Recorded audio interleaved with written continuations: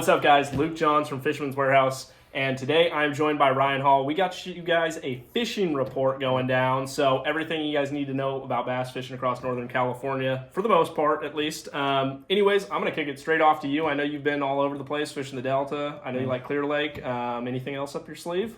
I've been at Folsom a little bit, actually. The old evening trips out to Folsom. I've gone out a couple times with my brother. So nice. Yeah, it's like that. You know, it was fishing pretty good. It seemed to have toughened up when the heat came, but there's still a lot of fish to be caught. You know, I was looking around on the screens the last time I was out there, and it seemed like there were a lot of fish in 10 to 15. Have you been out there at all? I've been out there a little bit, yeah. I mean, as everybody mostly knows, Folsom's my home lake, so I'm right across the street. But haven't been out there as much. I've been doing a little bit of traveling for the tournament stuff, but we'll get into those lakes in a little bit. But yeah, Folsom's been, the last couple times I've been out, been a little stingy, but you know, it seems like those fish kind of went through their spring push, and then all of a sudden after that, they just got really hard to catch. Yeah. Like, you know, the bed fishing was great. They were all up shallow. You catch them all around the bushes, and then after that, it just, I don't know, they kind of just all went into the post-spawn funk, as we like to call it. But, you know, what I can say is there's still a lot of fish to be caught. I haven't been catching the quality that I was in spring, but, you know, you get off on those rock piles, a little bit deeper water, and those fish seem to be pretty schooled up. On the scope, I've been noticing a lot of fish suspended. So, I mean, I've got some rock piles where you've got, you know, bushes or trees, and they're actually sitting up above that, literally just like in 20 feet of water, just doing nothing, sitting over top of 40. So those fish are hard to catch if you don't know they're there, but with the additional live scope, you can kind of, you know, you can throw your little minnow on them and ping them if you want to be one of those guys. But you know, what's your experience been out there? I know it's very similar. Tough. It's very similar. Yeah, still tough. I actually caught fish on a drop shot and then threw a lot of topwater. Oh yeah, the topwater bite. It's got to be coming in, right? Yeah, it's from what I've seen though, it's very timing oriented. You know, you got to be there first in the morning or right at the end of the night and hope the ski boats are gone. But yeah, same thing. You know, I was looking at them on forward facing sonar. And like you said, you'd have to throw at them with a drop shot or ping the minnow, as guys like to call it, and hope they bit it, you know. But a lot of fish suspending. I saw mine in a lot of them in 10 to 15 foot actually, but you were seeing them a little deeper. Yeah, I mean, I guess they're probably sitting in that 10 to 15 foot range. I mean, some down to 20, but for the most part, but it's crazy. You're sitting out over 30, 40 feet of water, and then there's just a school of them sitting over top of the rock pile. It's just hanging out, you know, and you throw whatever at them. Half the time you throw it at them, you watch it go down, and they all follow it down, and then you're like, oh, I'm gonna get a bite, and then you pick no, they don't bite it. They don't. They just want to look at it. So, but anyways, that aside, Folsom Lake, in a quick summary, water temps are getting up there, topwater bites coming on soon, fish are suspended but catchable, and as summer goes, those fish should just start, you know, pushing deeper and deeper, should actually lock onto those rock piles a little bit more, pick up your football head, you know, maybe go fish around some of the trees, and then other than that, just try to not get ran over by a wakeboard boat. Exactly. That's pretty much my game plan on Folsom every time I go out. We know you had a good finish over there at the BAM Tour this year, and basically, what's going on at the Delta right now? What can people expect? You know, what should they be throwing? Yeah, I mean, right now at the Delta, you're going to see a lot of post-spawn and, you know, transitioning into that summertime bite. So you're going to start seeing the punch bite play a lot more. The frog bite's going to play a lot more. The buzzbait plopper style bite's going to play a lot coming up. However, it is the Delta, and you do have to keep in mind when that wind blows, you can't force one of those bites, because usually, you know, if you're on a frog bite and that wind starts blowing 20 to 30, your frog bite's probably not going to be there. You're frogged. So pretty much. And so you kind of have to adapt, and that's where throwing a bladed jig. So whether it's a Shock Blade Pro or a Jackhammer or any of these other brands, you know, 100%. You have to be able to adapt and just read the conditions. Also on top of that, you know, with the state spraying so much grass all the time, and the grass is ever changing out there, you put your time in, go right around. If you're not getting bit in one area, make a move, change, you do something different. Don't just sit there and die, because somewhere on the Delta they are biting. It's just up to you to have to get there and find them. So that makes a lot of sense. Let's get into that like real quick, if you don't mind me cutting you off. So I think a big misconception with the Delta is that it's just such a hard fishery and you're never going to be good on it. But it all boils down to putting in your effort on the Delta and then understanding your tidal system, because all those fish, that is how they feed. They base it, for the most part, off of your tide swings throughout the day. So would you mind just breaking down real quick kind of like what tides to look for, what to what to pay attention to and what to maybe avoid or just ignore altogether on the Delta, just so if somebody's going out there first time on the Delta, they can kind of get a quick breakdown of what they need to do on a day on the water. Yeah, definitely. So as a general rule of thumb, the tide goes up and down, as we all know. Mm-hmm. But as the tide goes up, the fish will move up with them, and as the tide goes down, the fish move out with the tide. Mm-hmm. So it just changes the areas that you can target, because we have 2.5 to sometimes 4 foot tide swings. You have to know what has water on it and what doesn't. And I know that takes some practice, but if you're going out, first time going out, I would say the easiest thing to do is to go out on a high tide, because it opens up everything that you can fish. You can throw your top water up at the toolies or up at the riprap. Mm-hmm. You can throw your chatterbait out and bring it over the top of the grass that you can't see. So I would say choose a high tide.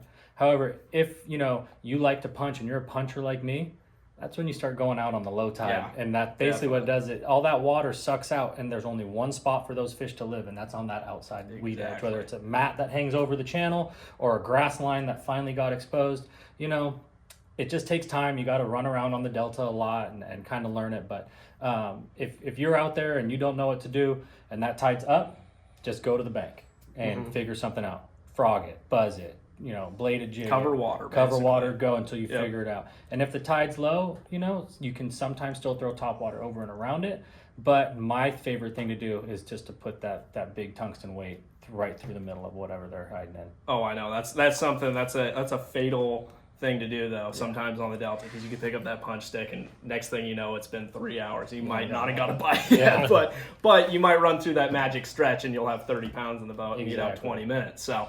But anyways, aside from that, what do we got? I was at Almanor last. I'll go over that real quick. I know we've done another video on that pretty recently, but another little quick recap just in case you hadn't seen that. Fished up at Almanor for the BAM Pro Tour and had a great event. Well, not a great start to my event. My prop shaft snapped in half in the first 2 minutes of the event, so that wasn't an awesome start, but put the trolling motor on high, ran those Biono batteries, and just blasted down the bank and ended up catching, pretty solid fish over the first 2 days. Made myself a top 10, literally on 2 baits, throwing a Kitech and throwing a drop shot, like the little scope shad. Not your normal drop shot. I'm not fishing it like, normal. I was literally only bed fishing it. That's the only time I picked it up. So it was either cover water with a Kitech or pick up a drop shot and bed fish them if I could see one sitting there.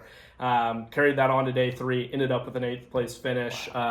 Pretty phenomenal fishery. If you guys have never been there, you got to go. I mean, the view was spectacular. It was 70 degrees outside. It's not like our 100-degree valley heat right now. And I mean, clear water. You could see the smallmouth sitting down there in like 8, 9, 10 feet on their beds, and those fish are just so stupid. You literally put your boat on top of them. I don't even have power poles on my boat. I put my boat on top of my trolling motors, squeaking around on top of their heads, and I'm dropping it literally over the side of the boat, dunking it on their bed, and they still eat it. I mean, they don't swim off. Those smallmouth are so aggressive. So if you've never experienced that, definitely you got to do it. Whether if you can get to Almanor, great. But we got a lot of other smallmouth fisheries in the state that I think a lot of people ignore for the most part. So really fun way to catch some fish in spring, and those smallmouth typically spawn a little bit later, so it gives you that kind of June, late May opportunity to go catch those things. But aside from that, Clear Lake. I mean, that's the Bass Factory of California, everybody's favorite. So, have you been there recently? I haven't been up there recently. I heard some talk. Oh, all right. We can go off rumor. It's all hearsay, a lot of dock talk. I've heard there's a deep bite and a shallow bite, and so I'll actually be up there this weekend, just fun fishing. So I'm going to be finding a shallow bite. There you go. I'm really hoping. This time of year, these fish get tight. So whether that be, they're up in the toolies because of the high water, or they're pulling out into onto the rock piles down south, or out into the bays on the north end. So, I'm really hoping they're up tight in the toolies. But if not, 100%. I know there's probably a glide bait bite going on. Yeah, that seems like that's been a fan favorite up there this year, especially. I mean, it seems like the words broke loose maybe a little bit more than the last couple of years, and that glide bait bite's been pretty good. Yeah. So definitely going to give that a go. I've also, they've actually sprayed a couple areas on that lake already. So. I've been seeing pictures of that, which is great. They always pick the areas where the fish are to spray first. So. Well, it's because that's where the good grass is, and that's where the big fish are. So, But yeah, I think I think if you're going up there, definitely keep it honest. The jig. If you're fishing south, the drop shot's always going to be a player.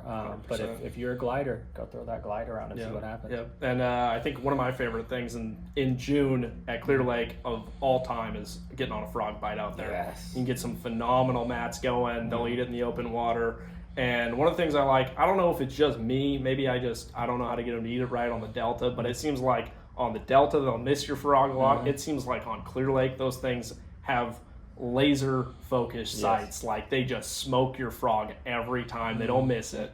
So phenomenally fun bite if you guys are looking to do something like that. Of course you could throw buzzbait, rover, or something like that. They'll smoke any one of those things up there. Little pro tip: look for the blackbirds. I mean, those blackbirds, they eat those things. You'll see, you'll see the feathers in their mouth for a reason. I'll tell you that much. So, anything else you want to get in here before we wrap this thing up? No, that's about it. All right. Well, we enjoy you guys tuning in today. Hopefully, you guys learned something. If you guys have any questions about any of the fisheries in California, whether it be ocean or anything on the inshore stuff, let us know. Drop some comments down below. Any questions you guys got about today. But otherwise, we'll catch you in another video soon. And as always, come down to Fisherman's Warehouse, visit with us, get your tackle, and we'll catch you in the next video.